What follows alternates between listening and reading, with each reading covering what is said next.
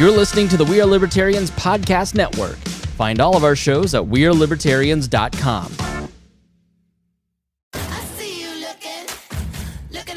Hey loves, Haley Steinfeld here. Let's be real. When I'm on the red carpet, everyone wants to know whose dress I'm wearing. But here's the thing. We're so focused on those details, we're missing something that's actually way more important. Breast health. It's wild. Breasts get so much attention, but they're still so ignored when it matters most. Don't know what I'm talking about? Tune in on February 9th and visit yourattentionplease.com. That's yourattentionplease.com. See you then. You found your person. Now let the Knot help you with everything else. The Knot connects you to the wedding inspo, vendors, venues, and planning tools you need to make your day totally you. Having helped plan 25 million weddings, we've got your back when it comes to every little detail like RSVPs, budgets, and more. Because your wedding comes to life with the connections that matter the most. Get started at theknot.com/audio. The Knot. Let's plan your wedding together. Welcome to the We Are Libertarians Presidential Series Debates. This is part of a series of 10 debates with every candidate for president formally invited to participate and provide their ideas on a variety of issues. Today, I'm joined by Ben Letter, Arvin Vohra, Christopher Marks, Daniel Behrman, and William Hurst. And we'll be discussing healthcare. Candidates, you'll have 2 minutes to answer the questions. At the end of your allotted time, I will simply say time. And you must quickly wrap up your thought. You can also finish and yield the remainder of your time. I will ask the question and call on you in a random order to answer. While I am a libertarian, I've designed these questions to be challenging and have modeled both the questions and the format after the major presidential debates, not the friendly formats that you might be used to. My audience is tasked with evaluating the quality of these responses. I will be judging you based on how prepared you are for the challenges. How well you understand the questions, and how well you manage your time, and how compelling your answers are to make all Americans, and not just libertarians, support your candidacy. At the end, you'll have 3 minutes to issue a closing statement, which you may use to summarize your feelings on healthcare, challenge an opponent's response to a question, and or address an issue that you don't feel got adequately addressed during the debate. Candidates, here we go. First question. Medical expense adds $1.1 trillion to the deficit every year. 20 years ago, it was our third highest expense. Today, it has eclipsed Social Security and is nearly double the combined cost of our national defense. Economists all over the world argue that the cheapest way to cover the healthcare cost for everyone is to have everyone pay into a single pot. This single-payer system has worked for countries like Canada, the UK, Japan, and Switzerland. Should we adopt this strategy? If not, isn't the problem only getting worse? And I will throw that question to you, Arvin. This culture has produced this government, and this culture has produced this healthcare system, this bloated, expensive, inefficient healthcare system. In the 1950s, here in the United States of America, normal middle-class people could afford to have doctors come to their houses to treat them and their kids. It wasn't a bizarre luxury service the way it is now. It's just normally what you had. Today, we've made medical care unaffordable and bad. You now wait in waiting rooms. Doctors rush from one patient to the other. Instead of getting that deep, caring quality care, you get this nonsense. And that has been caused by the government. My proposal is to change this culture, starting right with the FDA. And that means to get the FDA out of the way so that medicine doesn't have to be expensive. We need to have lower costs. The medicines need to actually be cheaper. Not just somebody else pay for them, but actually be cheaper. And here's some of the things that I want to do. Number one, the best doctors in Switzerland and Japan should be able to practice medicine in America just as easily as the worst American-trained doctors. That's what we have right now. Today, foreign doctors can't practice in America. I'm going to end that practice. I'm going to allow foreign doctors to practice here so that medical costs go down. I'm going to allow Americans to buy medicines from overseas. Today, identical medicines are sold overseas for a fraction of the price by the same companies as they are in America. The government stops us from importing them back, and I'm going to end that blockade. If pharmaceuticals companies want to charge a different cost in other countries, they're going to expect that we are going to buy it cheaper. Healthcare can be made affordable by ending the FDA by ending these ridiculous requirements that great foreign doctors can't practice in America, and by these ridiculous pharmaceutical protections. I have a lot more to say on how to lower costs, but I'm out of time right now. My name is Arvin Vohra. Chris. Hi, I'm Christopher Marks. I think that this situation, it can be best embodied in a thing that we're currently have heard a lot about. It's the Affordable Care Act. The Affordable Care Act it was the government's mandate that the people purchase a consumer product, health insurance. From that as well, it also mandated that those health insurance companies provide health insurance for people that had pre-existing conditions. This did a couple of things. What it did was it actually it increased all health insurance costs, and not just for the people. It also increased the cost for health insurance for the employers that are mandated to actually provide that health insurance for their employees. But the little known fact is this also increased the health insurance costs for those who are the medical care providers through their malpractice insurance. It also, because of all of these insurances, these insurance practices cost increase, it also increased this thing that a lot of states use called third-party administrators.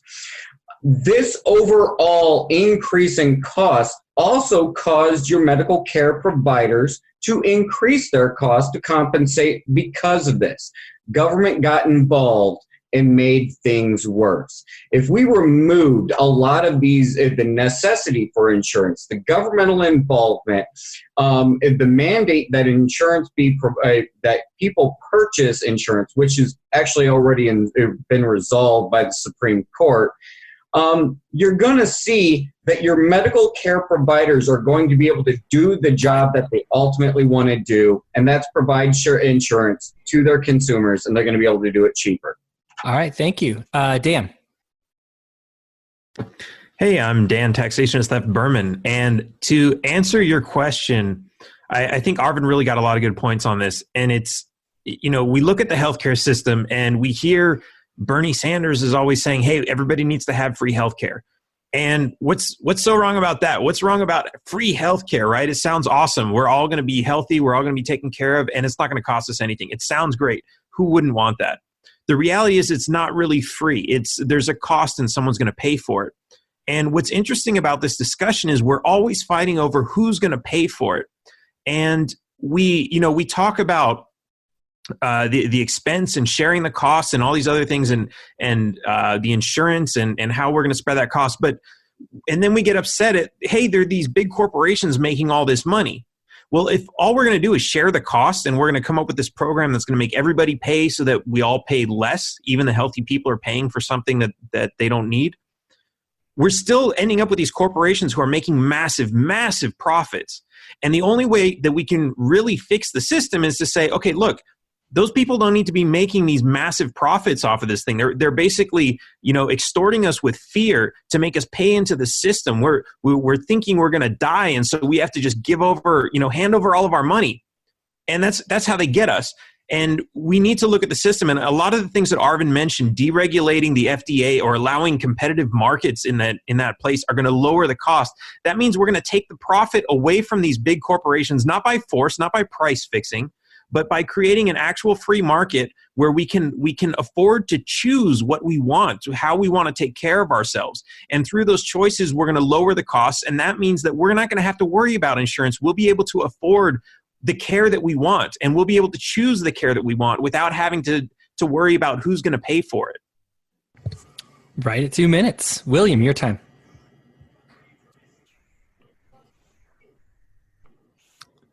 Do we have William here? You might need to unmute yourself. Sorry, go ahead. There we go. Can you hear me? Yeah.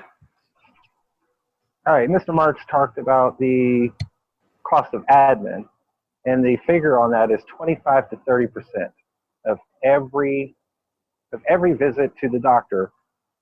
Tax on 25 to 30% strictly for admin fees, and these fees are pre-authorization of healthcare for insurance and the fights over denials of insurance. Another thing that Dan touched on was the fact that we don't actually have a free market medical healthcare system. As far as a free market goes, we have far too many regulations when it comes to medical. Doctors are regulated before they can even start working on patients. We have a system that is set up to where you have to have 6 to 8 years before you can start actually handling patients. You may be able to do that as a trainee, but if we set up or even allow for, let's say, a minimum amount of training to handle the majority of reasons that people go to a doctor, that's going to reduce the cost right there. People are not going to be spending as much on education. They're not going to have to charge as much for services. And we can realistically reduce 40 to 50% of the cost right there on just these two areas. And I yield the rest of my time. Great. Ben? Well, healthcare is like a big issue in this country. I saw people arguing about it today on Facebook. And we have been suckered. We don't have free markets in healthcare. That is the problem. Deregulation is key. We need to deregulate medicine across the board. The question comes down to who's going to pay for it, or how are you going to pay for it? If the markets were deregulated, we would see all kinds of options on how to pay for healthcare. One that comes to mind that I've always wondered why we don't see more of is healthcare financing. When you go to buy a car is usually more than your average surgery. And you can buy that and you can finance that for 5 or 6 years if you want. And if you don't need a car, if you don't need a surgery, then you don't need to buy one. There's in-house programs where doctors could sell direct. See, the problem is that we've created a racket, and medical billing is just a code. You walk into a hospital or a doctor's office, and the staff at the desk, they can't tell you the prices of the x-ray. They don't know. They're not used to asking. They're just used to billing an insurance company. And what this has taken away from us is the negotiation power. When you go to buy a car, you have the ability to negotiate the price. If you don't like the price at that dealership, you go to the next dealership, you negotiate a better price. That's what makes the free market competitive.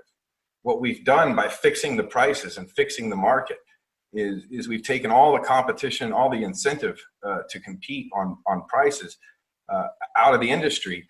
And instead, people compete on, how many upsells that they can bill your insurance company for. It's a mess, and the key to it is deregulation. I yield the remainder of my time. All right, you're 2 minutes. Perfect. Next question. It's easy to say we should default on our debt and cease payments, but we are behind on payments to healthcare professionals to the tune of $30 trillion, not including the debt. If we tell them they won't ever be receiving these payments in order to relieve the debt, we essentially guarantee to quadruple the cost of healthcare across the nation. But if we are determined to pay them, we are tasked with paying back something larger than the entire combined debt itself. What is the solution here? Ben, we'll start with you. The solution is really more simple than we'd all like to admit. There's a meme that's gone around that's an exercise that takes a bunch of zeros away from the debt and the GDP and essentially takes it down to around, close to average household or average income numbers. And when people see this, if you were to see this type of spending in your personal finances, you would have to make a change. You would have to. We've been passing the bill around because it's like, who's to blame? Is it your fault? Is it your fault? Whose fault here is it? None of us made it this way. Once again, the key is deregulation, because deregulation cuts all that government cost. They're not effective. They're not efficient at running business. They're not competitive.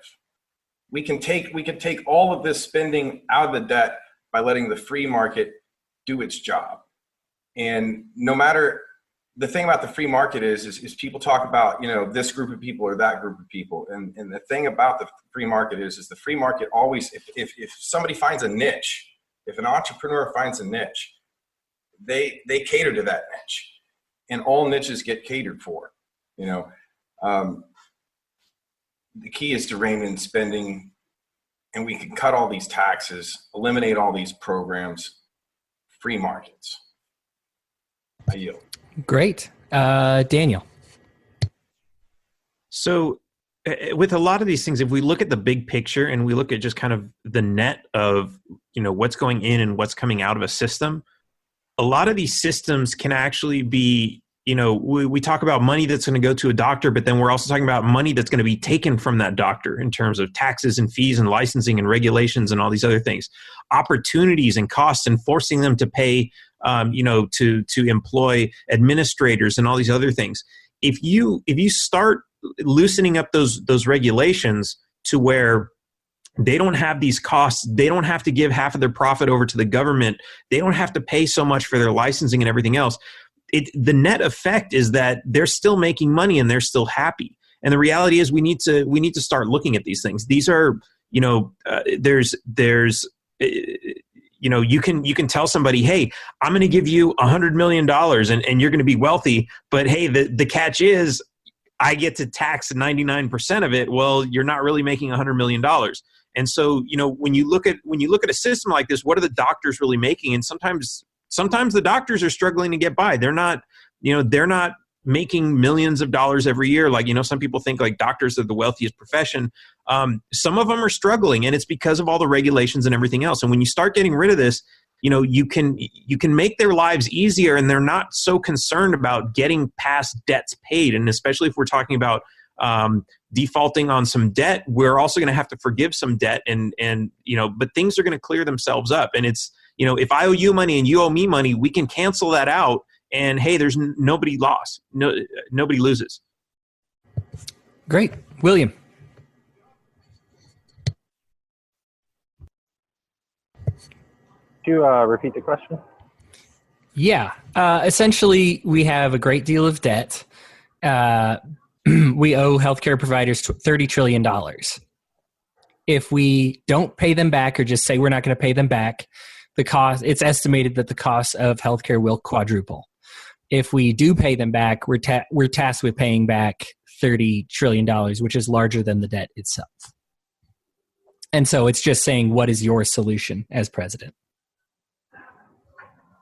We may have to work on making a deal with that, because it's not a realistic number that we can pay back. They would want that with interest. Maybe make the deals like Dan was talking about, where deregulating certain things would help them gain more money. And basically fixing the industry itself would help them enough that maybe they would deal out of some of that debt. The debt is incurred, which means we will have to pay it with being responsible. So we would have to work out deals with the people we owe in order to be able to pay that back without stealing from other people to do so. And I yield my time. Oh, Arvin, go ahead. Hodey, I'm going to have to very strongly disagree with that premise, which says that if we don't pay back all the doctors this money, then they're going to increase the cost for future people. That's not how it works. If the government doesn't pay back that Medicare and Medicaid and all that stuff, then more doctors are going to jump ship. And a lot of doctors have jumped ship. A lot of doctors are refusing to take Medicaid. They're refusing to take Medicare. Many are refusing to take any insurance at all and going pure free market. And I say, let's reward them. Let them know that they made the morally right decision, the strategic decision. And those doctors right now that have a small or medium-sized practice, I want them to be bigger than Kaiser. I want them to be gigantic because they chose the free market. And when you choose the free market, good things happen. I want to see happening in medicine what we're seeing happening right now in education. In education, so many people are opting out of the broken system and choosing homeschooling. In medicine, It's beginning. It's tiny. We're not talking about millions and millions of people like in homeschooling. It's tiny, but it's growing. And some of those innovators, those medical innovators, are doing such amazing work. They post their prices. Their prices are affordable. Many people I know, including me, have thought about moving near such a clinic because it's such a great thing. To make that happen, though, we need to get the government out of the way. That's why I want to end the FDA. I want to end Medicare. I want to end Medicaid. I want to end Obamacare. I want to end all government licensing of doctors and let the free market do what it does best, which is help allow us to choose what works the best and what costs the least. The great thing about free market healthcare is that you have price competition. You have an incentive to lower costs. Let's bring that incentive back. Let's reward the people who chose the free market, and let's encourage more people to jump ship on the broken government system. All right, Christopher.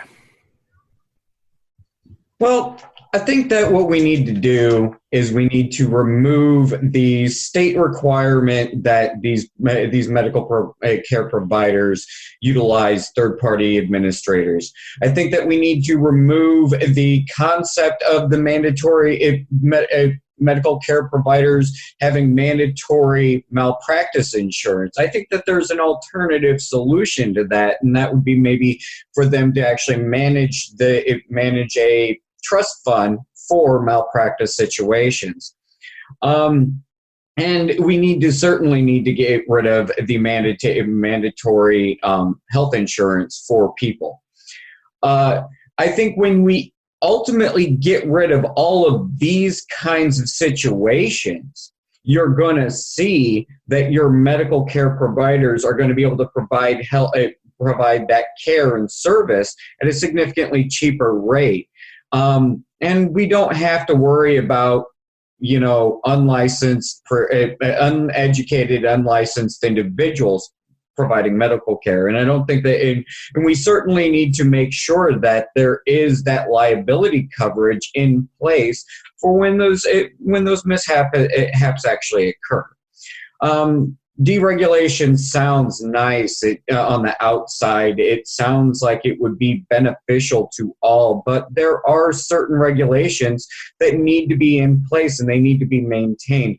Well, there are these overburdensome regulations that are not unnecessary and just do nothing more than destroy the bottom line for the medical care providers and increase the overall cost to the consumer. I yield my time. You get 2 minutes anyhow.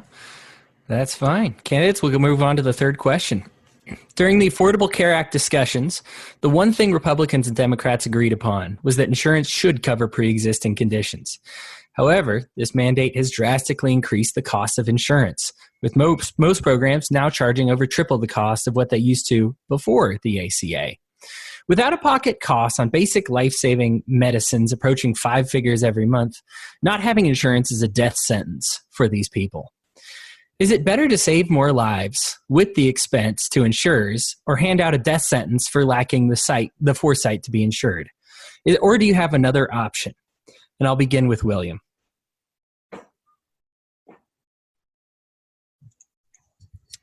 William, you might still be... there you go. Pre-existing conditions, as far as insurance goes, you kind of have to cover that for the main reason of you're not going to have anybody being able to get insurance if they have a pre-existing condition. Who would want to accept somebody that's going to be at the doctor 24/7? Well, not 24/7, but in the gist of it. Who is going to accept that patient? And who is going to accept that they're going to have to pay for this patient no matter what?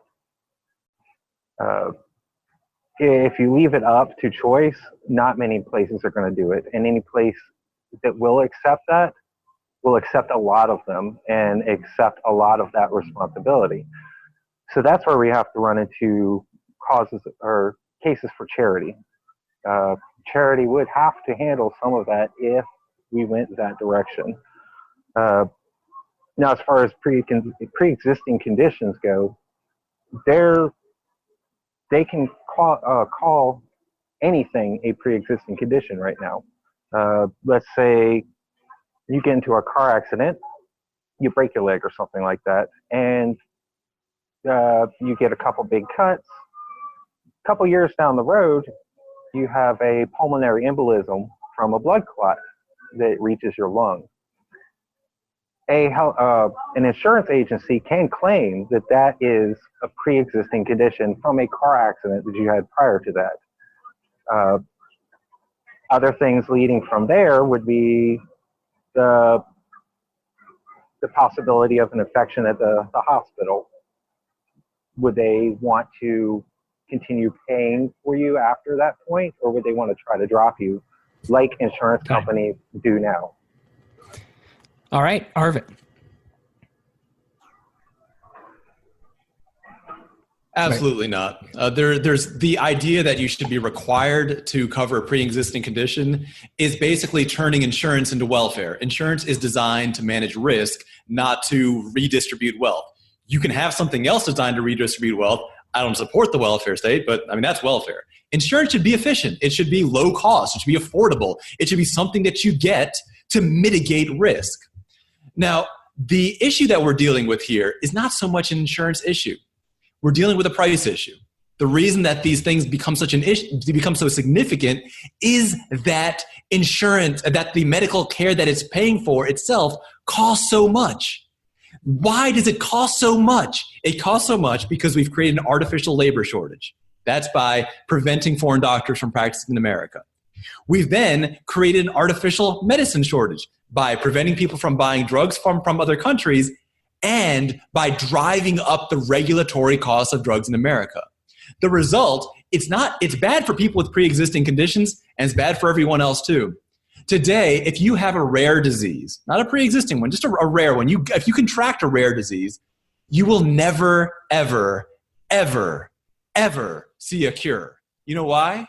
Because the regulatory costs are so high that even if the medicine is complete, even if it's known to work, it'll often sit there on a lab bench rotting away rather than go through the expensive phase 3 trials.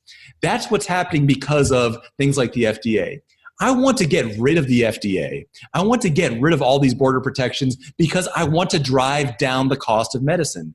Medicine should, having the disease, having a pre-existing condition should not be a death sentence. It should be a minor financial nuisance. It should be no different than if you need to replace your roof. Yeah, it's annoying. You have to have people do it. It's a lot of work. But at the end of the day, no one views a leaky roof as a permanent ongoing problem. With pre-existing conditions, the solution is to drive down the cost of medicine using the free market, not to turn insurance into welfare. All right, Daniel. Man, you really got to stop letting Arvin go right before me. So I really agree with a lot of what Arvin said, but I really want to speak to people who are ill right now, because that's really who's concerned about this. These are people you might have cancer, you might have diabetes, some ongoing risk that it's hard for you to get insurance. But you need to consider this, right? If I were to go to you and I were to ask you, hey, I want to give you some money. I want to give you $1,000 every month, and I want you to give me $5,000 every month in return. It doesn't sound like a fair deal, does it?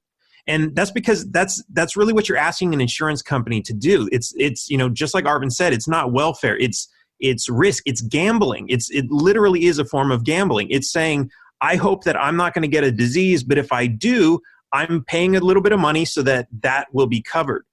But now, so you're already sick and, you're looking at, okay, well, if I can't give somebody $1,000 for them to give me the $5,000 back, how am I going to afford the $5,000 a month per care that I can't afford with my income? Well, the reality is, if we fix all these regulatory issues, we can get the cost of your care down to $500 a month.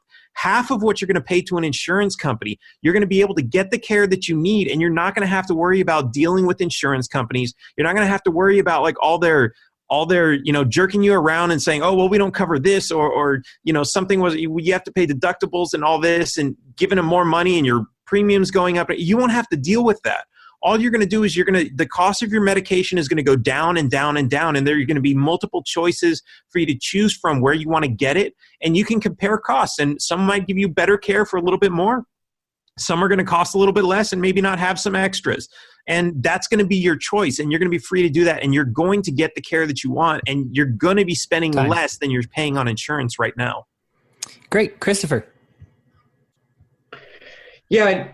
Well, I think that this is essentially two separate questions. When we're talking about pre-existing conditions, you're talking about a medical care provider, things from a medical care provider aspect. You go into the doctor's office and you have a pre-existing condition. If you have cancer, you get insurance, and that's a pre-existing condition, and now you're actually spending a lot of time in the hospital, stuff along those lines. That is more of a medical care provider aspect, and I think in that situation, insurance is the problem.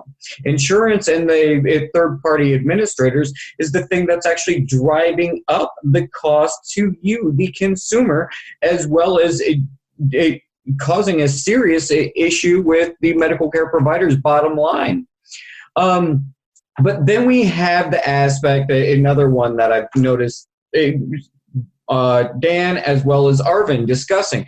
That's a separate question altogether. Health or the medical or the medicine itself and the use of the FDA. Now, while we want to go FDA is bad, government involvement is bad, I really wouldn't want to purchase insulin from, China and have it shipped here. I don't know what's going to be in it.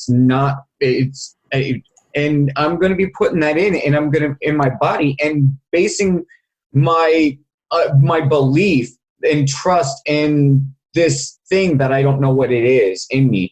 I think that's going to be a more complicated question. Yeah. Benjamin. Well, see, the beauty of alternative payment methods is pre-existing condition doesn't matter. If you're looking at something like healthcare financing, you're not getting approved based upon how sick you are. You're getting approved based upon your ability to pay.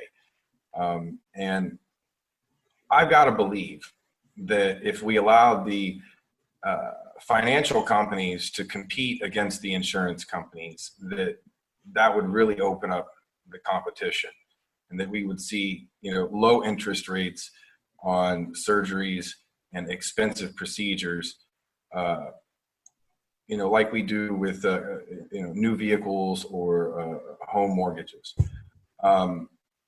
That's something that a marketplace that I'd like to see emerge. Also, cash basis, the way we have been kind of almost brainwashed to think about how healthcare is paid for is ridiculous. Imagine if we were going to the grocery store and we were buying our groceries with insurance. This sounds ridiculous. Why would you buy anything with insurance? We give away all our ability to negotiate a good price. We take away all the incentive for businesses, medical service providers to compete against each other. We take it all away, and they just bill the insurance company. Bill, and it's a racket. And we need to open up the market. We need free market solutions to healthcare options. Alternative options don't matter if you have a pre-existing condition. I'm not saying we need to ban insurance. If you want insurance, buy insurance. But we should have a whole multitude of options on how to pay for healthcare. I yield. 2 minutes on the dot. You're good. The attempt to repeal the ACA failed miserably in Congress. The president doesn't have the right to rescind it. Without a plan to replace it, attempting to eliminate the ACA is essentially a failure on its face. Would you let the ACA stand? Do you have a plan to replace it? If so, what is it? If not, how do you propose to work around it or succeed in a different way? And we will start with Dan. So that's an interesting question. I think, first of all, there are a lot of regulations that just need to be, we need to get rid of them. If Congress isn't going to do it, we have to look at, okay, what's what's going to be, what can we control that's not part of that? Now, as part of the executive, we control the agencies that are tasked with investigating and fining organizations that are not following these regulations. And with that power, we can say, hey, we're not going to prosecute people because we don't believe that this is fair. We're destroying the markets, we're costing people money, and we're preventing them from getting the care that they need, which is literally killing them. This is not fair. This is not constitutional. This is not moral. It is not ethical. There is nothing right about this. And when the executive branch is the branch that's going around saying, if you don't follow these rules, we're going to somehow punish you, then that same executive branch has the power to say, well, we're not going to punish anybody because that is unethical. And Congress can bitch and moan all they want, but they're telling us to do something that's immoral, and we're not going to do it. And we need to be able to stand up to Congress and say that. All right. Ben. Well, the real solutions are going to come from our fellow libertarians who are running for U.S. House and U.S. Senate.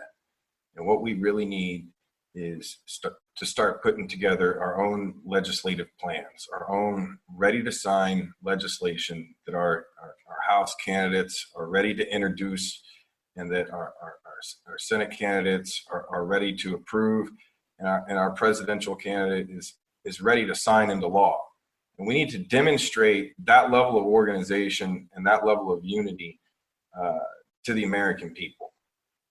So I think that all of us candidates, we should start working with our libertarian House candidates and Senate candidates for Senate on coming up with some legislation that the members of our party feel good about, that we're ready to introduce as soon as we get our first U.S. congressional candidate elected and on the floor in the House there.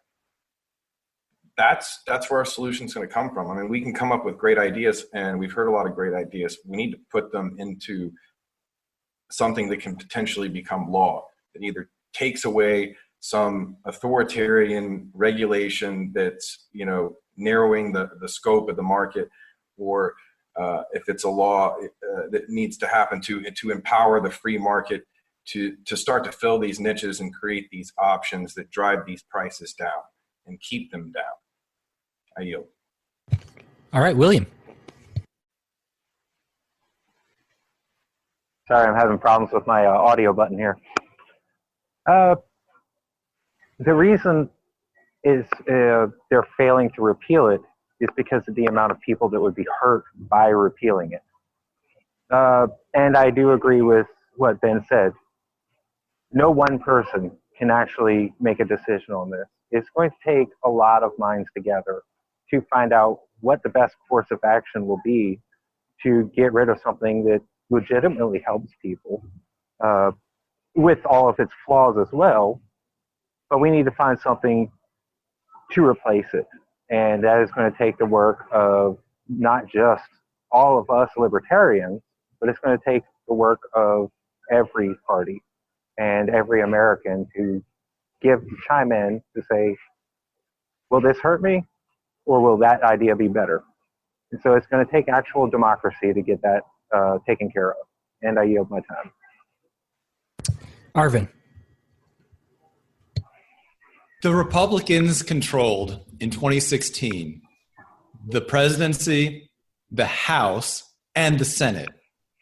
And that wasn't enough for those statist welfare socialists to actually do anything about a law that they pretended to hate. Obamacare is a derivative of Romneycare, the darling of the more moderate traditional right. Now, I want to put some portion of this to the Libertarian National Committee, and I know that some of you are watching right now. Whichever Republican lightweight you pick, whoever you pick as your hand-picked candidate is going to be part of that problem, because the Republican Party, when they controlled the Senate and the House and the presidency, was not able to make any significant inroads on getting rid of Obamacare for one simple reason. They don't want to. They're part of this culture. When I say this culture has produced this government, I'm not just talking about Democrats, I'm talking about Republicans, and with due respect to the LNC, I'm talking to you as well, because you put out stuff talking about how this shutdown is disrupting the lives of federal workers, blah, blah, blah. The simple fact is this: the president can single-handedly get rid of Obamacare. Dan Behrman is exactly right. We just pardon all the people who violate it. And as president and partner-in-chief, I guarantee you one thing.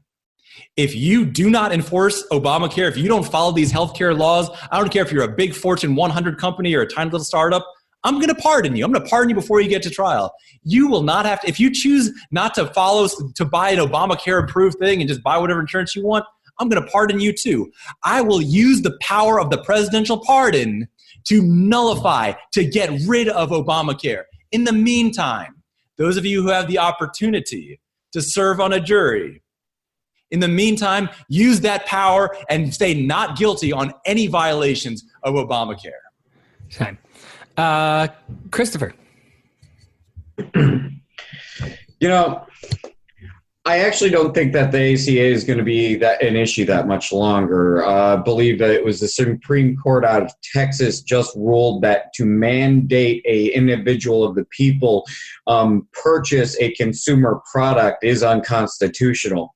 And then the other aspect of that is if you find one aspect of a legislative bill or a legislative act unconstitutional, it then actually renders the whole entirety of the ACA unconstitutional.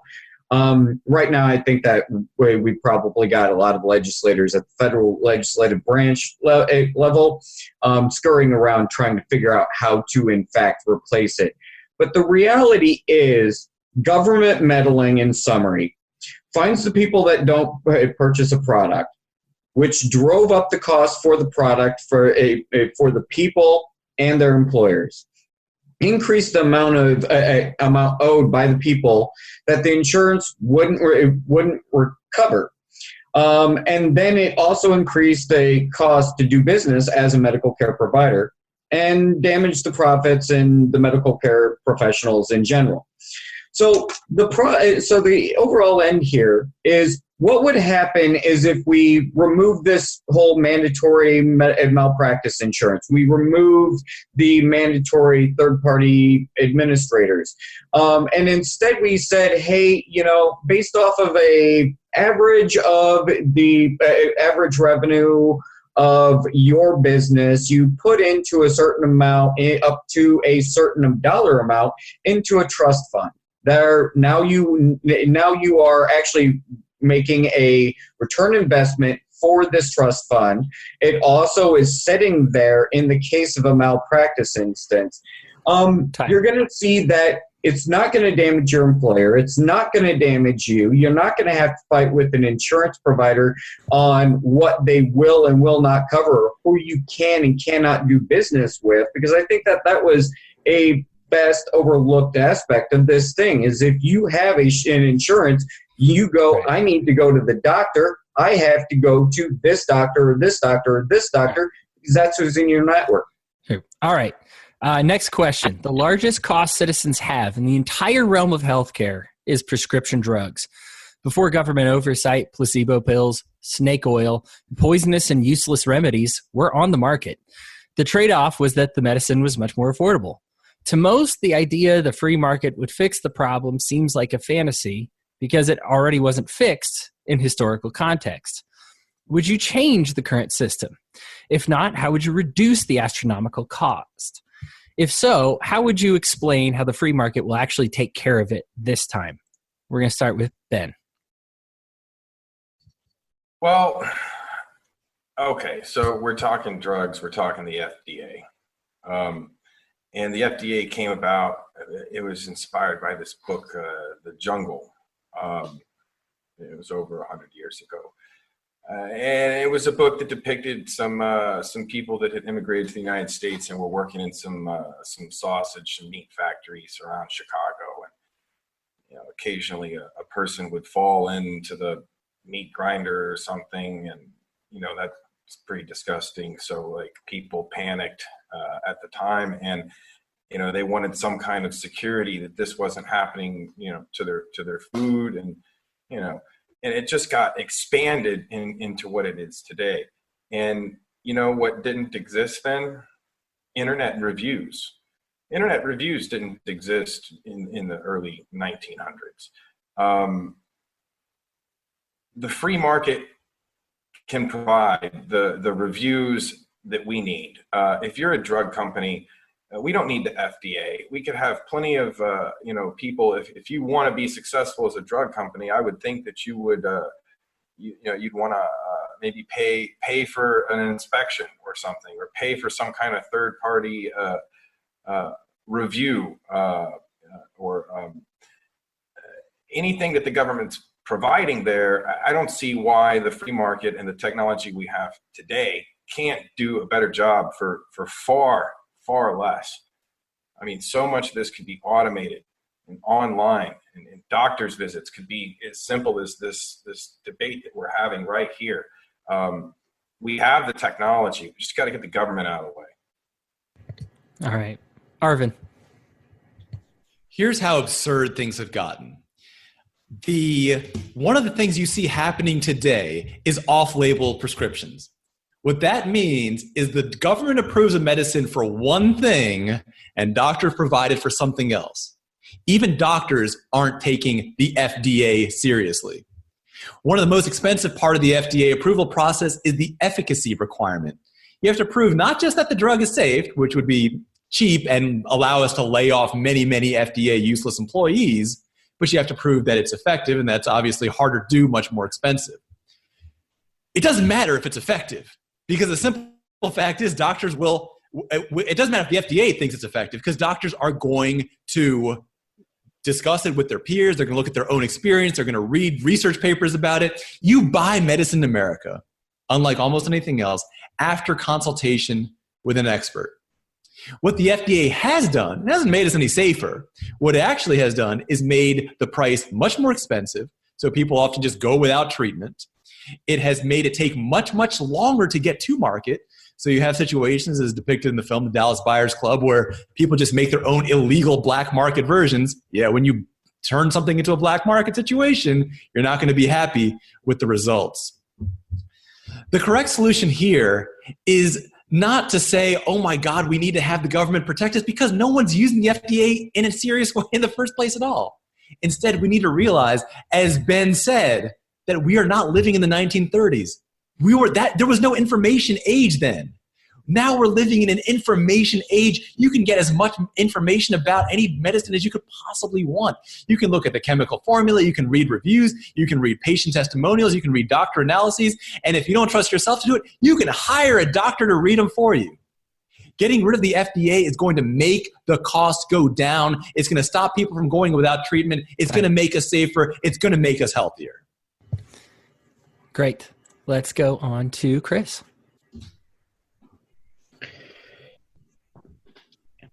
I still think that we as a nation believe a need to ensure that the narcotics that are being provided to our people are in fact what they are. The anti-vax movement, one of the things that I found kind of staggering is that a lot of doctors don't even know and cannot get access to what is in vaccines. We don't have that problem with the normal pharmaceuticals that are being provided to our people. We don't have that problem with insulin that's being provided. But I think that we do need to make sure that we have regulations. But I think on the counterbalance of that, if we actually do things that are necessary to drive down the rest of the medical care costs, then we could maybe end up with an insurance that is exclusively offered for medicine itself. But to get rid of the FDA, I think, is a bit of an extreme kind of approach. I believe to just be able to import any narcotic and say, this is the insulin that I'm going to use to save my life, and I don't know what's in it. And to expect that somebody that died because they ingested something that maybe had mercury into their body when it wasn't supposed to be there. I mean, it shouldn't be there at all. That they're going to in turn do a Yelp review or something like that. I don't think that that's a viable solution either. When you're talking about medicine, you're talking about something that's a little bit more complicated. Okay, Daniel. So Chris brings up a really interesting point, and I think it's a valid point. But at the same time, we're just like Arvin said, the FDA it's ridiculous. It's not really providing us any real value. But there is some real concern. People are taking medication, and a lot of these medications are dangerous. If you take too big of a dose, if it's got contamination in it, all these problems can happen that could literally kill you if you take bad medicine. So how do we prevent that? And it's, right now, as useless as the FDA is, they do provide some sort of guideline for the review of medication. But we don't have to just sit around and say, this is the way it's going to be, and let's take some long process to get rid of it. All we really have to do is say, look, if you have, like Arvin said, if you have a cure for some disease and it's been sitting on the shelf because you can't get it through the FDA's crazy approval process, take it to market. But you're going to have to say this is not FDA approved. You can still sell it. You just have to say it's not FDA approved, which it's not.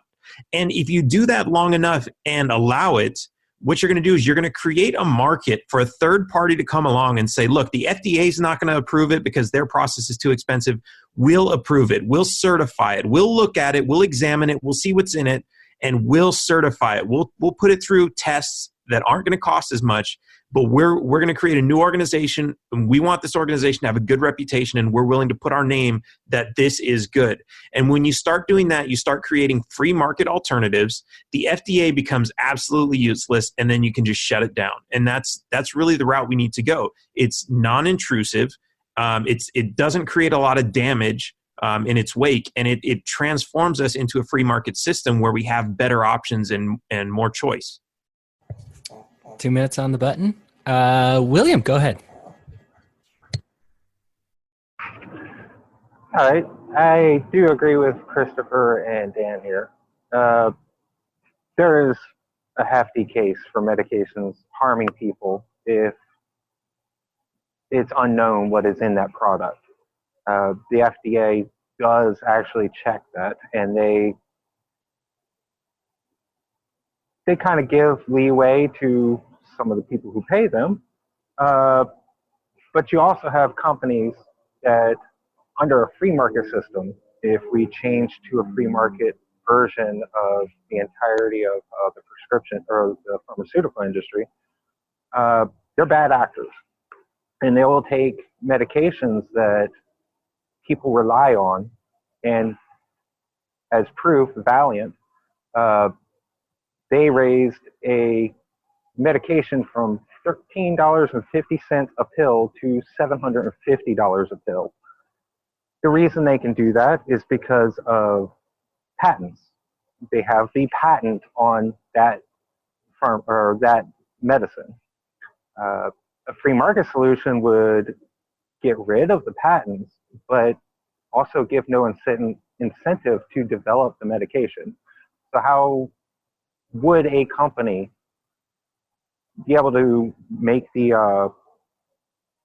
effort to create all these new drugs if there is no way to recoup that cost?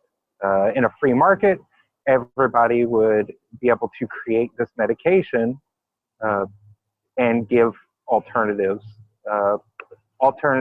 choices for who can make this medication.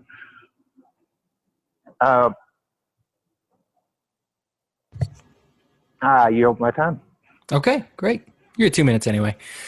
We'll get more into marijuana during our criminal justice debate, but we're going to take a medical glance at it right now. Studies, physicians, and research all unilaterally agreed that CBD oil is a valid alternative for pain relief. Yet studies also show that full legalization increases hard drug abuse, crime, both violent and nonviolent, and dropout rates. If we authorize CBD for medical use, should it come with a restriction, or do we accept that these negative side effects is an acceptable consequence for access? We'll start with you again, William. We actually have CBD oil as legal here in Alabama. Marijuana is not. I have yet to see a problem with anybody using that. I've seen a lot more benefit. People use it for concentration problems. I haven't really seen people use it for pain relief. I think that more goes to marijuana or certain strains of marijuana. And I do understand that it can help with joint pain and stuff like that. I haven't seen anybody abusing it. And I don't think that there's really much of a way to abuse CBD oil. That's one of the reasons why it is as popular as it is, even in places like here in Alabama, where people don't necessarily agree with other drug use. I do not see any way possible that CBD would entice somebody else to use heroin or some other drug. The idea of marijuana or CBD being a gateway is simply ridiculous to myself. I've never seen that in my lifetime. So I yield the rest of my time. Okay, we'll go to you, Daniel. So I was just trying to Google this because I have been told this by someone who's been a medical researcher who's very knowledgeable on the subject, that the placebo has cured cancer. So when we talk about CBD, and there's a lot of argument over, some people will say, oh yeah, just smoke a joint, it'll cure your cancer. And other people are, oh no, it's just the CBD. And some people are saying, no, there's absolutely no medical value to it at all. It's possible that everybody's right, and it's possible that everybody's wrong. It's possible that some of the cures that we're seeing are actually just results of the placebo effect. The mind is absolutely powerful in the way that it controls the chemical composition of your body. The things that create that allow tumors to grow, the things that control your immune system. Your entire body is an amazing piece of machinery that has so many different components. We talk about like all these different chemicals, and they might work different on different people. But we also talk about, okay, if we legalize CBD, is that gonna somehow cause somebody to start doing harder drugs like heroin? Does that matter? I mean, the reality is, if somebody's taking heroin, they're damaging themselves. I know Arvin always says that's the best punishment you could give them, is the damage that they do to themselves. But if I have a legitimate disease and CBD even has the slightest, tiniest possibility of healing me, even if it's only by placebo, are you going to tell me that I have to live with that disease, or I have to suffer and die because that person over there can't control themselves and they're using heroin? All right, let's move over to Benjamin. Nobody's getting high on CBD. And even if they were, why does it matter? How's that harming any of you? It certainly doesn't harm me. And if it makes somebody feel better, I think that's a good thing. And what about the mental health aspect of it? I've seen people just completely freaking out, having a horrible day, and smoke a joint and feel so much better for the rest of the evening there. This is a plant that's done wondrous things for people for thousands of years, and it's just more the foolishness of the FDA. This is what keeps them in business. It's a racket. I think what some of us all keep saying here is it's a racket. They have their Schedule 1 drugs that they say have no medical purpose, which we know to be false information. We see lawyers' lawsuits suing drug companies all the time. So all these drugs that the FDA is releasing on the market they're not even doing what they claim that they're doing. If that was the case, we wouldn't see advertisement after advertisement of drug companies getting sued for the harm that they've done. They're all FDA approved. The free market can take care of it. They can take care of it cheaper. They can take care of it faster, and more ethically. We've seen psilocybin, mushrooms, for instance, that helps people with depression. These drugs that they say have no medical use actually do, and they're fixing the market.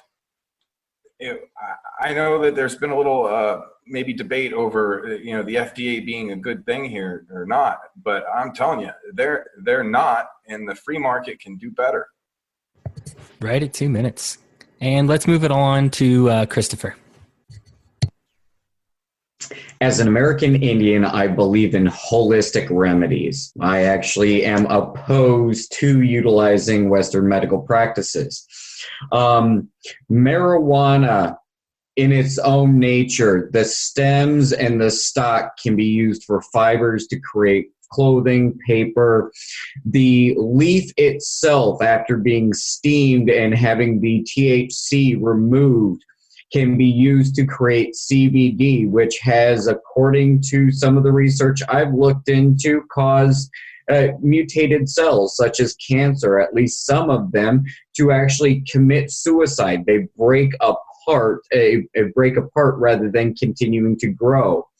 And THC is been shown to actually provide medical benefits to people with PTSD, social anxiety, and just normal stress, as well as pain relief. We can utilize all of these things as for our own individual medical needs. But I've checked the Constitution. Their government does not have the limited privilege to regulate a plant, daisies, grass, nor marijuana. I believe that the most thing that we need to do is deregulate marijuana, not legalize it. I'm not looking to make a new cash crop or money venture for corporate interests nor government. I'm looking to free the people. I yield my time. All right, Arvin, let's end with your thoughts. This is where we get to the heart of it, right? Are we going to be a nation where we treat adults like children, where we say that adults cannot take responsibility for their own decisions, where mommy government makes all our decisions for us? Or are we going to be a nation of adults, which says that, yes, you can do what you want with your body, you need to pay the consequences? I believe in absolute, complete legalization of every single drug of any kind. I believe that every drug should be as legal as tomatoes. Now, this scares a lot of people because they believe that some people are going to then try drugs and there's going to be some damage. Yeah, no kidding. Of course there's going to be. We make mistakes in life. That's life.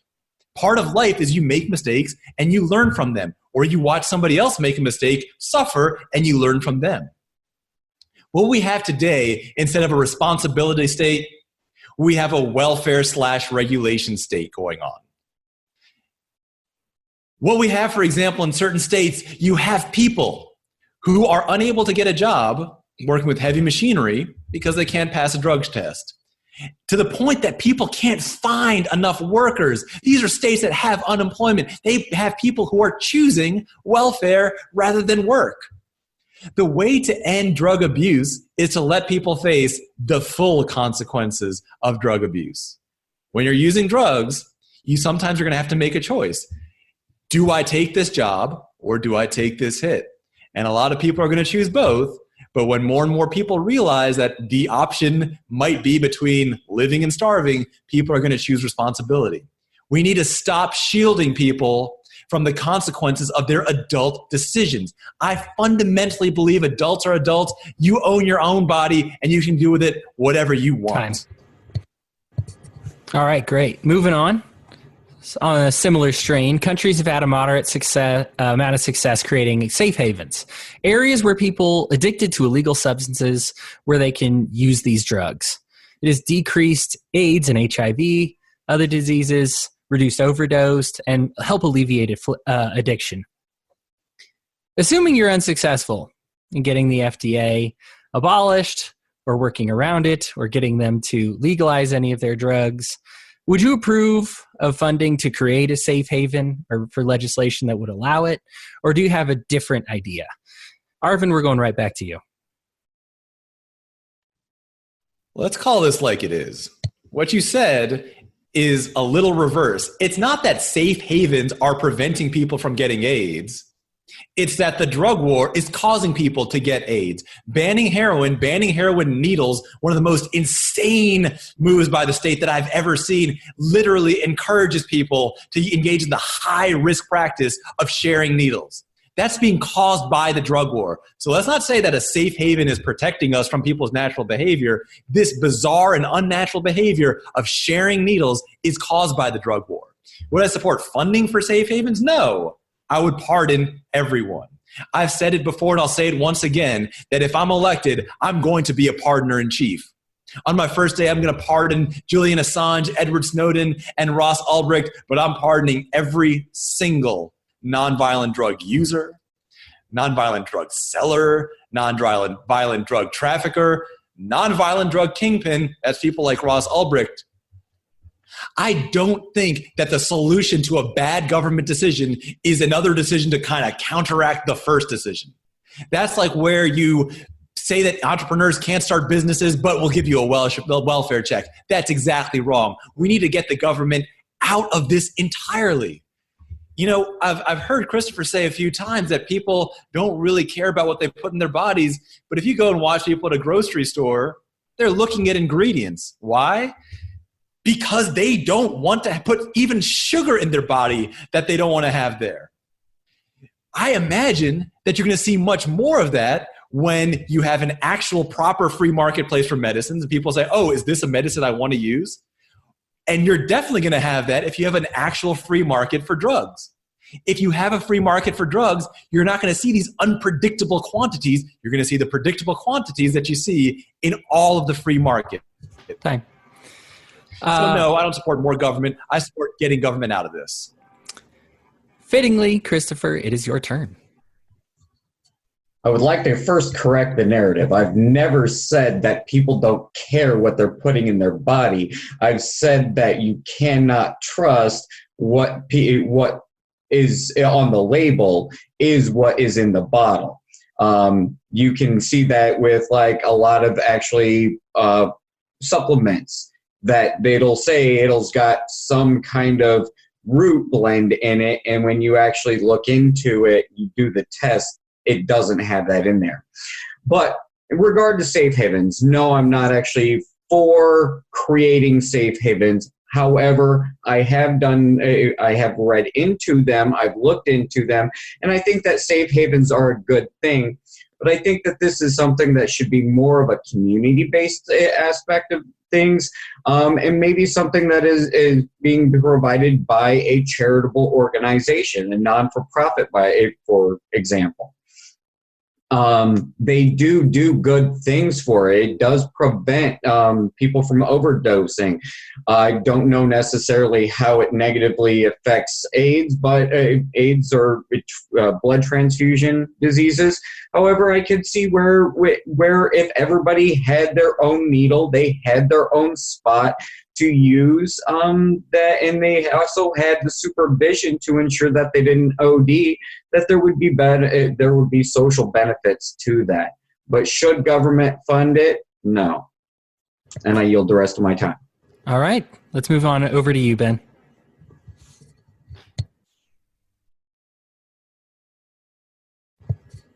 Unmute there. There you go. Something that comes to mind is we've seen lately gun sanctuary cities, counties that are ignoring federal gun laws. We've seen immigrant sanctuary cities that or counties where they're ignoring federal immigration laws. I think we should start calling for counties and small local governments to start ignoring federal drug laws. I don't know what everybody here means by a safe haven. That's a really broad term, but when I think of a safe haven or establishing a foothold. I think that that's something that we can call for. I think that that's something we might be able to accomplish. We've got a lot of elected libertarians on the local level. Perhaps that's something that we can experiment with. Okay, let's get William's thoughts on this. Absolutely. Safe havens are a great idea. Sharing needles and, the issue with transference of viruses by sharing needles is a horrible, horrible thing. And that helped spread AIDS in about the 80s. That helped it become the plague that it is, or that it was. Having a safe haven is extremely doable now. That is something that can get taken care of the year of 2020, just by deregulating some of the procedures involved with it. The needles themselves cost about 60 cents a piece. Any charity can handle that cost. Getting a nurse involved to help people with the dosage and all the rest of that wouldn't cost nearly anything to a charity to be able to deal with. They could also give up some of their time, donate their time to helping this.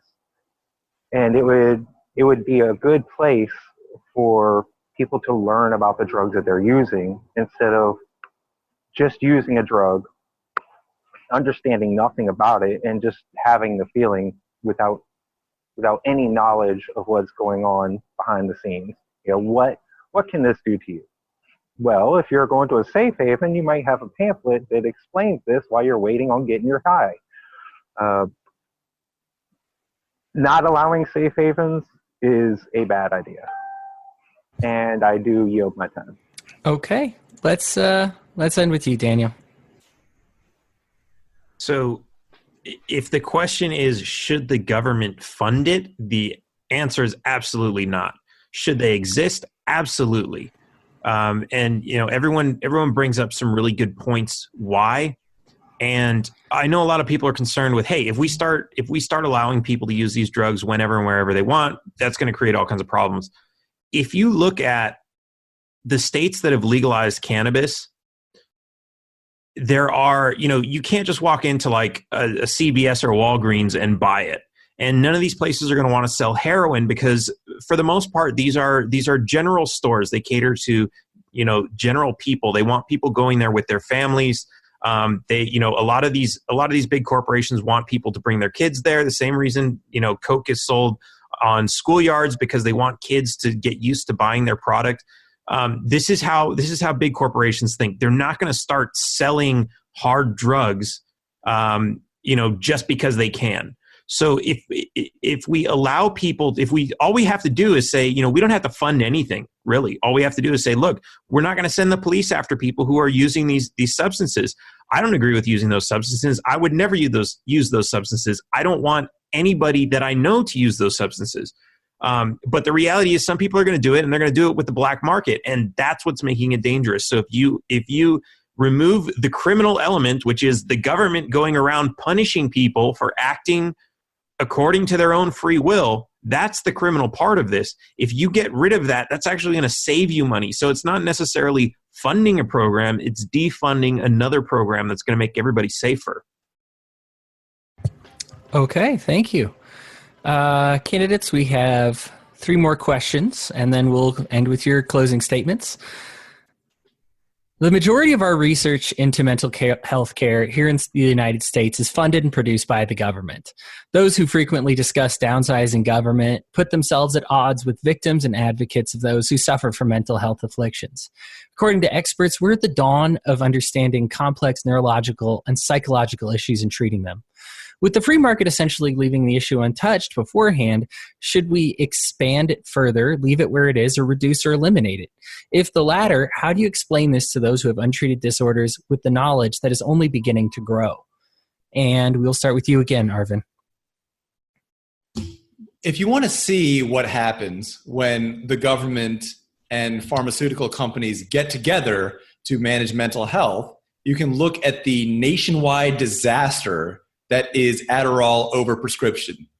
Today, approximately 11% of high school children are using Adderall. The cost is about $20 billion a year, which, to put in perspective, is almost exactly the same amount that we spend on corn subsidies. Mental health is complex. It's nuanced. I'm the first person to say we have a mental health crisis in this country. I see it in education. I see it among adults. Mental health is just as important as physical health. Our minds are what separate us from the animals, and taking care of your mind, your mental health is vital. And that's why I don't want the government anywhere near it.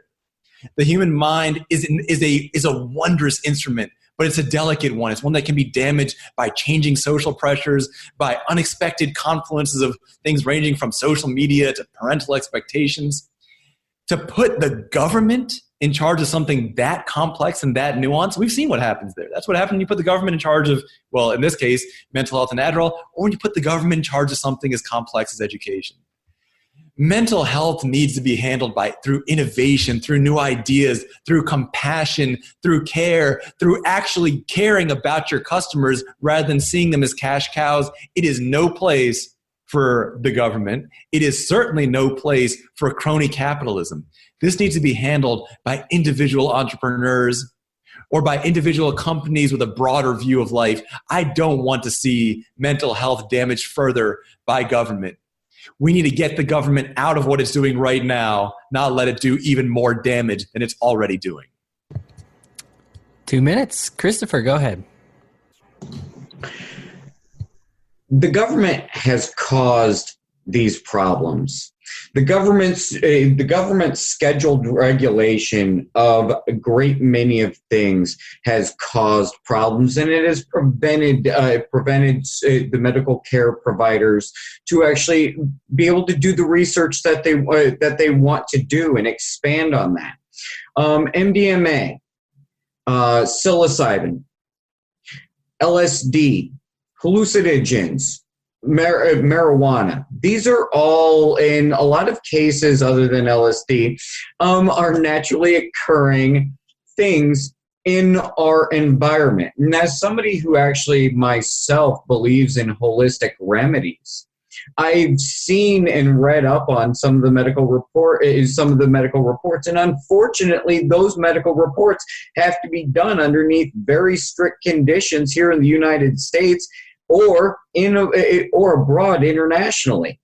We need to actually loosen up the medical care providers in those regards to allow them to explore and do the research. Mental health care is an issue we have in the United States. Whenever anybody talks about a drug addiction problem, it's already been scientifically studied. That's a mental health care problem. It's not a crime. And we need to start addressing it as such. And we need to start applying the proper remedies. If MDMA will help you with social anxiety issues, and psilocybin will help you with your chronic depression, and you have marijuana being able to help you with PTSD, then let the people use the things that will help them with their mental health care problems. And I yield my time. Perfect. 2 minutes. Daniel, let's ask you on this one. How do you feel about it?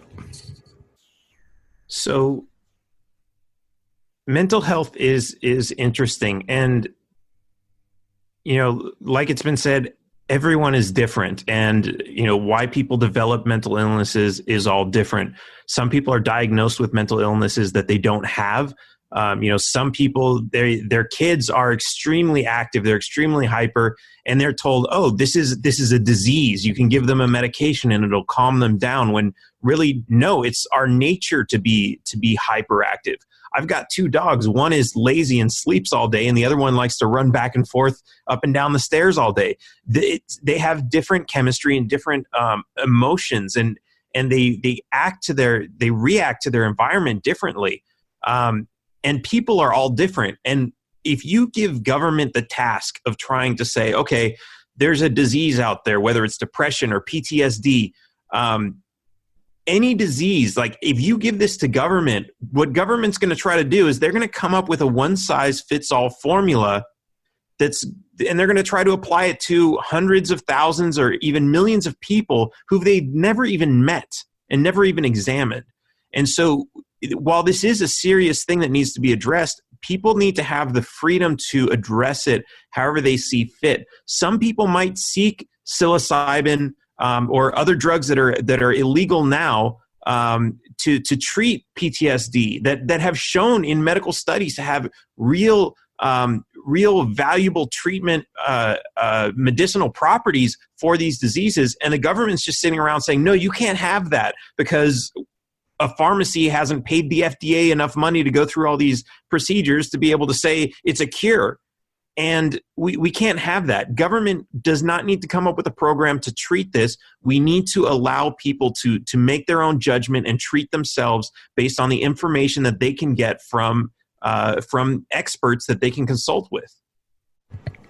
Great. William, let's get your ideas. All right. I do agree with Dan on that one-size-fits-all thing. That is definitely not a good way to approach mental health. Mental health is the Marianas Trench of healthcare. It's not uncharted territory, but there are many aspects of it that people have no clue about yet. No doctor can say for sure that this kid has ADHD or this, that, and the other. It is a catch-all that people use. But outside of that, we do have some effective cures for mental illness, like Christopher was talking about, the use of marijuana for PTSD. That I have seen personally how that affects people. I had a friend that would wake up in the middle of the night, go after his gun, and shoot at his room, shooting people who do not exist from Vietnam. You could tell the difference. When he smoked marijuana, he never did that at all. Off of marijuana, you had to worry about waking up at night to a gunshot, hopefully not at you. Now, when we get into healthcare, we have also been through bad territories with healthcare, electrolysis and lobotomy. So we do need to have somebody chiming in to say, hey, that might not be the best thing for everybody, where it's apparent. But we should not limit any idea that says this could help one person, this could help another. That one size fits all is not going to work for healthcare because no two people are the same. There might be a few people in the same boat, but no people are the same. All right, let's end with Benjamin. Well, it's not one size fits all. It's one size fits no one. The more you control you give to government with mental health, we know how they're going to solve it. They're going to solve it with the prison style system, private prisons, and they're going to solve it with pharmaceutical drugs. And I think in the spirit of continuing to talk about deregulation, let's look at what often it is. A lot of folks just need someone to talk to. Let's look at licensing. In order to become a licensed therapist, you got to go through a lot. You got to study, a lot of things that really don't have anything to do with making people feel good. It's not all about diagnosing or trying to label somebody with some type of problem, and then they begin to identify with that label, and then they think that they need pharmaceuticals to deal with this label when When in reality, they just might need somebody to talk to, and they don't want to go pay $100 an hour, and might not be able to pay or afford to pay $100 an hour or more to speak to a licensed therapist. And if we deregulated that market some and made it to where people have more people to talk to for a more competitive rate, because the government wasn't fixing the market to people with these licenses that in a lot of ways are just overqualified for just general therapy that, I think would do a lot to ease people's tensions, just to have somebody to talk to. I'll yield. All right, great. Doctors make an oath to cause no harm. Historically, medicine has always been a method of healing the body. With that in mind, one of our listeners, Lynn Blair, asked, do you support physician-assisted suicide? Should our medical professionals be willing and able to kill someone upon their request? Arvin, as luck would have it, we're starting with you again. You own your body. That is the first and fundamental principle from which all else flows. You as an adult have the right to do what you want with your body. And that includes if your life has become too painful, too full of suffering, you have the right to end it. Now, I know there's a lot of people out there that say, well, if you want to kill yourself, just kill yourself. You don't need to bring a doctor into it. And that really brings out just how tragic some of these circumstances are and how little people really understand about this issue. The reason that many people seek doctor-assisted suicide is because your arms and legs might not work. You might not be physically able to do any kind of suicide. You might need the help of someone.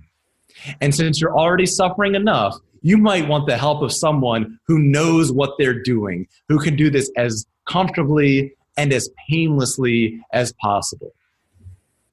To force somebody to continue to exist in a life that's just pain and misery, that they've grown tired of, that they want to separate themselves from, is barbaric in the extreme.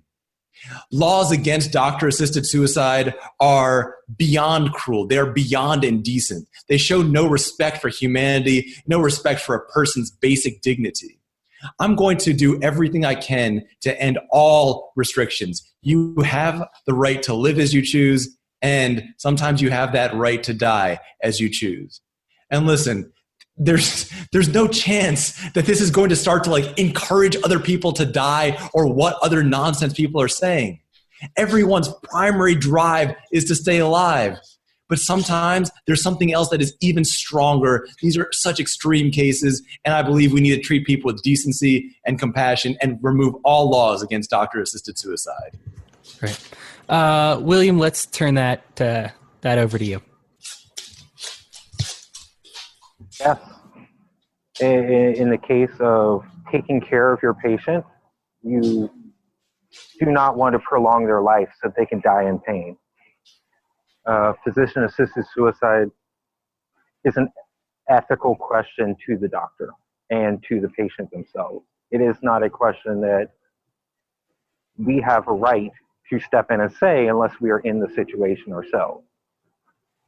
No law should be able to state that a physician cannot end the life or assist the ending of somebody's life if they're suffering to the extent that they no longer want to live. And I have seen people in this position. I haven't been able to help them with this position, but I have seen people begging to die. And while I don't want to go into all those topics, I can definitely say that assisted suicide is not a bad gesture. It is actually a gesture in good human nature. And I yield the rest of my time. All right. Ben, how do you feel about it?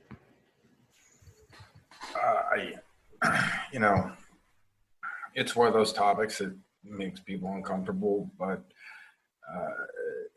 the federal government certainly shouldn't be involved in it. And when you look at the ethics of it, if somebody is willing to go through, their physician to seek that remedy, who are any of us or the government tell them that they can't. I mean, what gets me is people euthanize their pets when their pets get old and start to suffer and can't no longer have a quality of life. And that's a humane, ethical thing to do. At a certain point, why can't a person make that choice for themselves? Who's anybody to say that they can't? Anyways, I yield. All right, Daniel, let's head over to you. So this is kind of a difficult one for me because a few years ago my mom passed, and she had a some type of a blood disease that they were trying to treat with some alternative form of chemo that they gave to her, and it was just, she was in so much pain. They gave her so much morphine, and she just kept screaming from the pain. Like, they could not give her enough to make it stop. And ultimately, and there are so many ways that this went wrong from the beginning, because they said, we had a doctor who said, we asked about cannabis treatment, and they said, oh, well, you don't know what's in those. You don't know about the dosage. We're not even going to try it. And so they use this drug that, has like a 1% success rate. The whole system from the whole thing from start to finish was just always just wrong. And in the end, when they finally say, okay, well, let's try chemo one more time. And, my mom was what do you do in that scenario? You have a doctor there who's supposedly an expert who's telling you, look, your life is on the line. This is your only option. What are you going to do? You're going to trust that person. It's a really difficult decision to make. And why do you trust that person? Because the government says, oh, this person's qualified. This person hasn't saved that many lives. There's no cure for this disease, but you should listen to her because she's an expert. And so when you get to that point, we couldn't even ask her what she wanted to do. She, like, the only way to stop her from screaming from excruciating pain was to give her so much medication that she was basically sleeping, unconscious. And if she were awake, I don't know what she would say. I know if I were in that position, I know what I would say. And if I were to say, hey, just give me something and put an end to this, you have to give that to me, because if you don't give that to me, all you're saying is, no, you are my property and you will suffer until you die because we can't do anything else. And government does not have the right to say that. Okay. Last question before we get to our closing statements. There's perhaps no greater tragedy in American history of healthcare than the VA hospitals. In a series of scandals, it was revealed the wait lists for life-saving care were years long, doctors were non-accessible, hospital conditions were barbaric, and maybe most famously, the policy of cross them off and pretend they don't exist, quote unquote, when they would die were all revealed. The problem with privatizing the market is they largely all have pre-existing conditions, mental disorders, and active injuries, but these were caused in service to our country. Do you have a plan somewhere between letting them die waiting for care in a government system or letting them die in the streets in the free market? Please tell us about it. And we will start with William.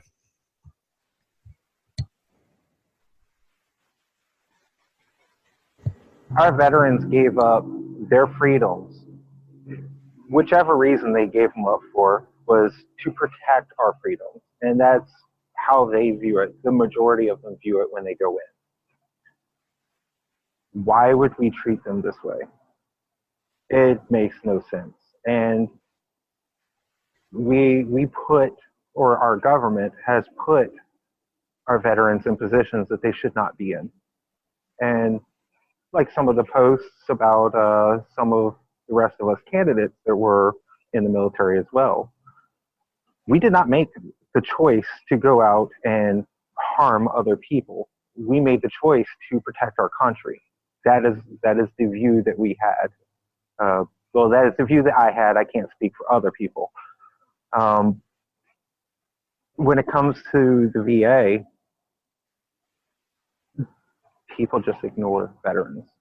It is expected that veterans or soldiers are going to die and they're going to suffer. So everybody turns a blind eye to it. Nobody actually cares. They care more about the person sitting in the hospital waiting an hour to be seen about a cut on their foot than they do about one legless man who has PTSD and may have shrapnel in his body that is poisoning him. The biggest issue with it is that people don't actually care. And I've seen that from many people. It is a touchy subject, and I will yield the rest of my time on that. It's all right. 2 minutes. Ben, let's move to you.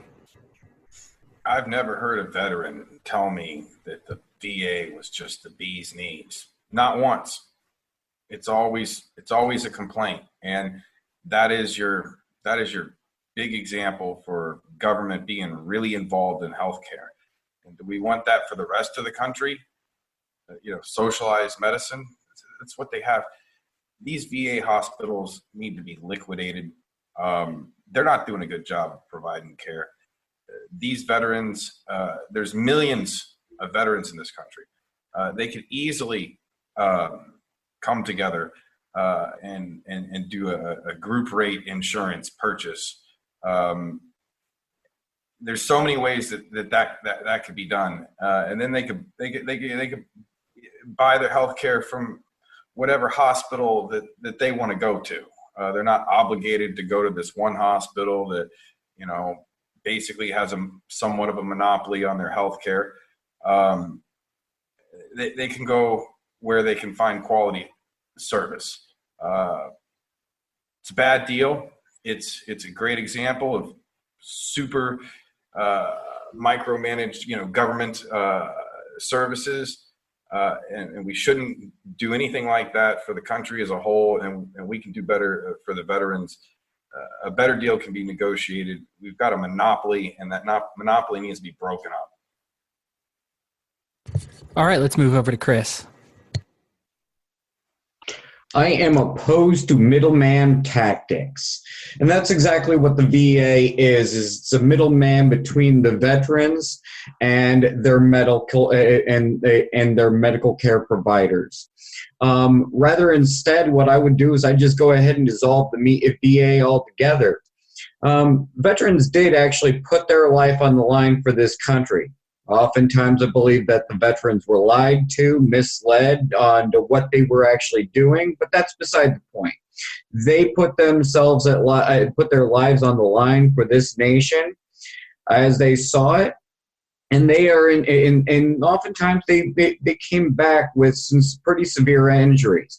So just go ahead and let them go to whatever doctor they want to go to and send the bill to the Veteran Affairs Commission and let the Veterans Affairs Commission pay that bill.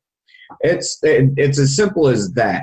We don't need a government-ran hospital because government's not good at anything. It's not good at regulating healthcare. It's not good at actually doing hardly anything efficiently.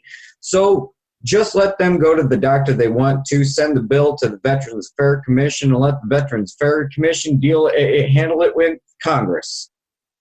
And I yield my time. All right, you got a lot in. Arvin, it's your turn. Today, Doctors Without Borders provides better care to the wounded people wounded by the U.S. military than the VA provides to veterans. Now, I'm no fan of the military-industrial complex. I think it is a bad decision to enlist in the military at this time. I think it is an immoral decision to enlist in the military at this time.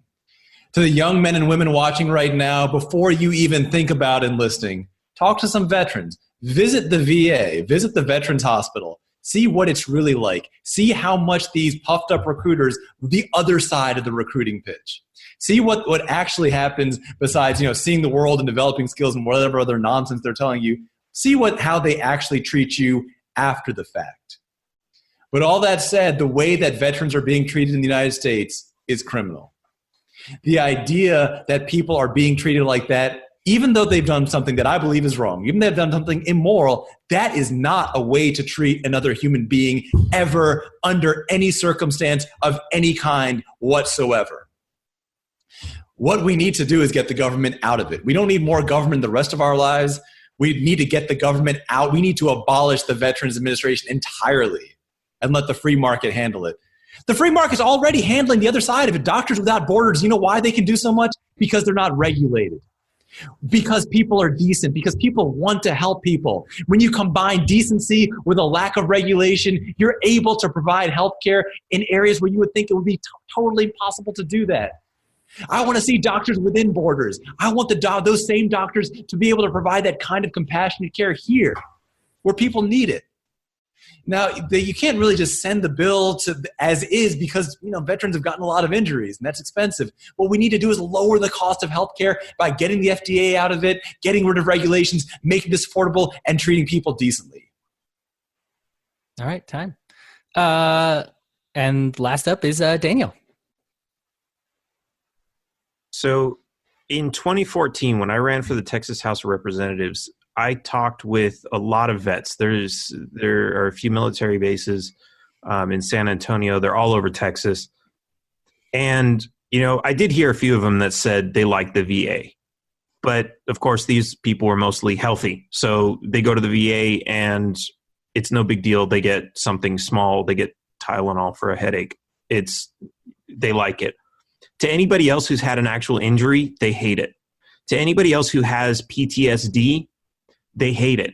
There was a veteran who supported my campaign because it was against the drug war, for ending the drug war.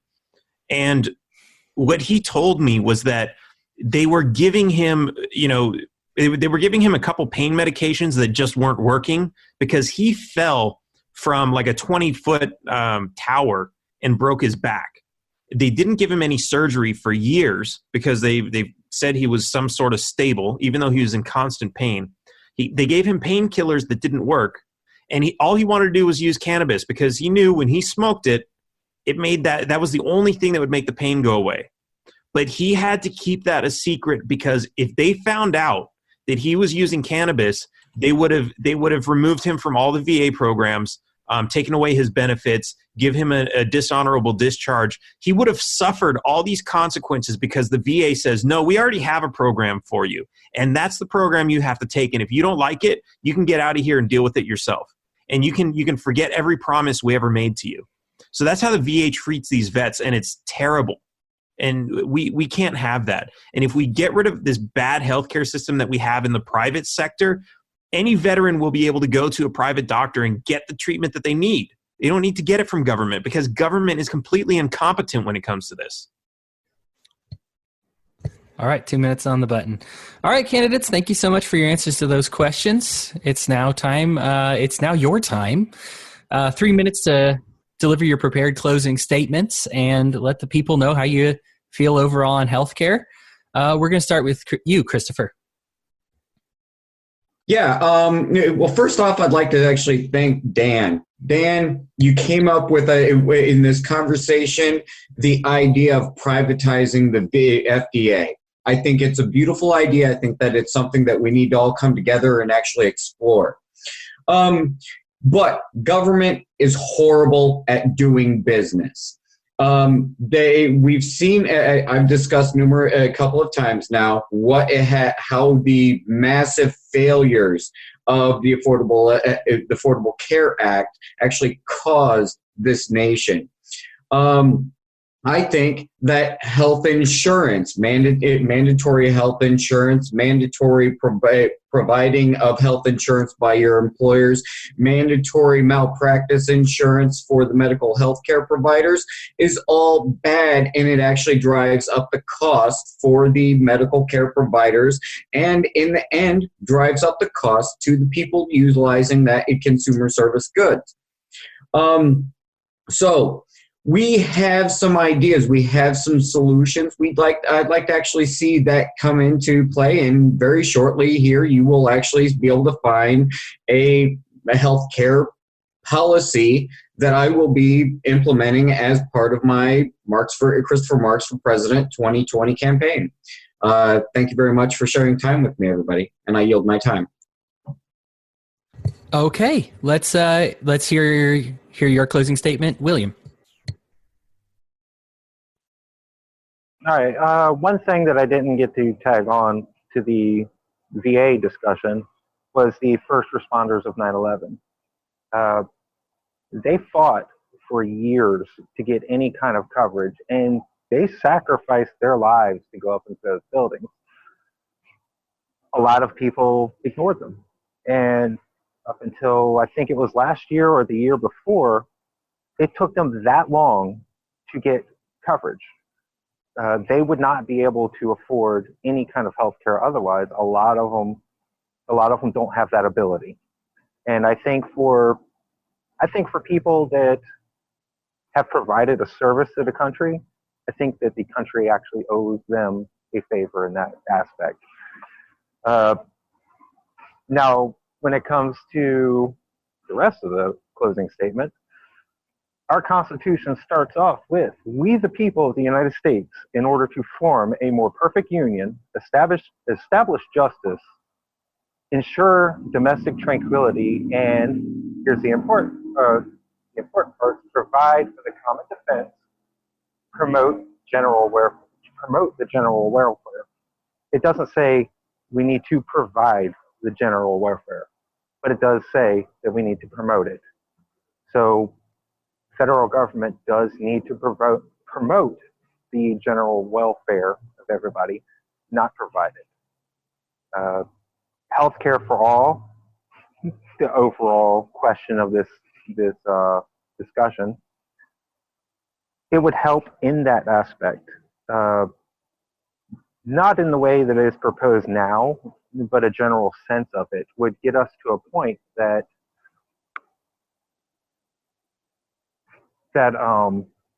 charities would be able to take over, and once they can step in, allow people to contribute to healthcare instead of forcing people to pay for it.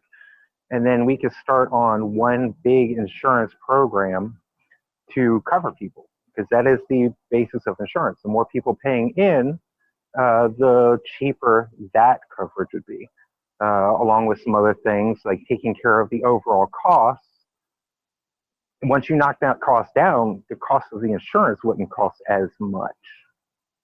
So by reducing the overall cost, taking away some of the regulations, we can reduce healthcare to a point where people can contribute and donate money to help everybody else. And once we get to that point, we can drop any sense of government involvement with it. And that is a progressive step towards the direction of getting rid of government in healthcare. All right. Up next, Arvin Vohra. 1950s quality of care with 21st century technology. That's what I have to offer. Imagine where you had that same care, that same in-home care, that same convenience, but souped up to modern standards. We could have healthcare that would be almost unimaginable today if we just made a few simple changes. I want to use a classic example comparing LASIK to the EpiPen. The EpiPen, that's 1910s technology. It's adrenaline inside of a syringe. Thanks to government, the cost of it has gone up from about $100 per pen to a few $100s a pen. That doesn't come with any skilled labor, by the way. You have to do it yourself. It's a really simplistic device. Now let's go to the opposite side, where you have not no government, just less government. You have things like LASIK. Science fiction level technology delivered by highly skilled workers, highly skilled providers, skilled labor plus advanced technology. It's gone from tens of thousands of dollars per eye down to a few $100s an eye, about the same as an EpiPen. That's what free market education means. It means that things become affordable, really affordable, not someone else pays it for you. I'm not talking about welfare. It becomes actually affordable. And here's how we achieve that. It's by getting the government out of healthcare. It's by ending the FDA. Recognizing that today, in the information age, we don't need a backwards government institution giving us bad information that not even doctors are taking seriously anymore. It means ending licensing requirements so that the cost goes down, so we no longer live in a world where we say, oh, should I go to the doctor this month or next month or the month after that when I can afford the copay? No, make it so affordable that we go check in. Getting cancer screenings when it would be curable, rather than years later when it's no longer curable. These are the types of changes. Getting the government out of healthcare, it's a way of extending life. It's a way of preventing unnecessary diseases or preventing disease from becoming too big.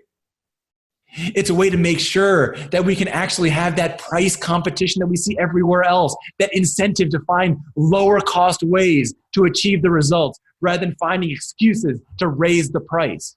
That's what it means to get government out of healthcare. Now, you're going to see a lot of people saying, well, Republicans can do it. We can get a Republican. No, they can't do it. They had the House and the Senate and the presidency, and they still couldn't do it. But let me tell you one thing. If I'm elected, I will do it by pardoning everybody who violates these nonsensical laws. Learn more about me at votevora.com. 3 minutes on the button. I think you might have practiced that. All right, let's go to Daniel. So healthcare is something that we all need, and it's really important that we realize that we're the only ones who have enough information to make an intelligent decision. Government, it can say, okay, look, we can look at different medications, we can set some guidelines as to how they should be tested, but ultimately you are the one who needs to make the decision. When government says it's illegal for you to take a certain medication because they haven't approved it yet, what they are telling you is you don't have the right to decide to use it. They're telling you you're not stupid enough, you're too stupid to make that decision on your own. They're telling you that it doesn't matter what you think is right. It doesn't matter if you're going to die soon. You don't have the right to make these decisions for yourself. But the reality is we are not government property. We have the right to make these decisions on our own. Taxation is theft. And that's what government is really great at, is just stealing from us. First, they steal our money, then they steal our choices. That's another big theft. When they tell us, you can't take this medication or you can't have this procedure because we haven't given you permission, that is a theft of your life and your liberty and your ability to make decisions for yourself. You own yourself. It's your own body. You need to be able to make these decisions on your own. It's ridiculous to think that these politicians that most of us have never even met in our entire lives, we're going to give them all of our money in some sort of tax system or healthcare system or insurance scheme. We're going to give them all of our money, and we're just going to have to trust that they care enough about us to give us the right kind of care when we know they're already taking bribes from all these big pharmaceutical companies. It doesn't work. We need the right to make these decisions on our own. We have that right. It's our fundamental human right. It's protected by the Constitution in the 9th Amendment. Go look it up. Go look at the 9th Amendment. It's there. We have rights. Just because it's not listed out there does not mean we don't have those rights. Go learn more about me at Behrman2020.com. It's BEHRMAN 2020.com.